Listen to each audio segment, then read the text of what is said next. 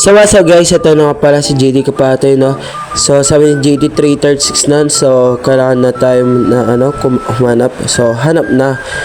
So yun, dito na pala ako sa kitchen guys, no? Ito na, maghahanap na ako, check time, pala yung orasan. So binuksan ko na yung rep dyan guys, ayun, no? Nahanap na ako, so meron pa tinapay dito.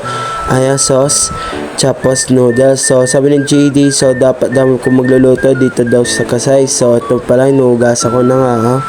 Tapos yun, pinainiti ko nga. After ko nga pinainitin, yung sauce ko na pala inuunitin, no? So yun, habang iniinitin ko dito yung noodles na to, no? Para mainis siya kainin. So ito yung tinapay. So ayan, tama na kuha na yung tinapay guys. Apat pala kinuha ko. Ayan, tingnan nyo guys, oh. Tamang tamang toasted lang, oh guys.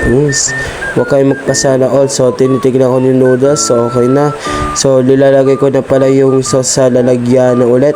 So ito na pala yung toast, tapos na pala yung toast. So yun, ayan, tingnan nyo guys, oh. Ayan, sana all may toast, no? Sana all may toaster. Ay nako talaga, blessing in disguise lang yan guys. So tamang lagay sa noodles sa plato, pati sauce. And then yun, tingnan ko guys, oh. Ayan, tama nga yan, kainin lang si JD Kapatay, no? Sarap na kumain. So sabi JD, please like and share, follow, at salamat sa follow, bye.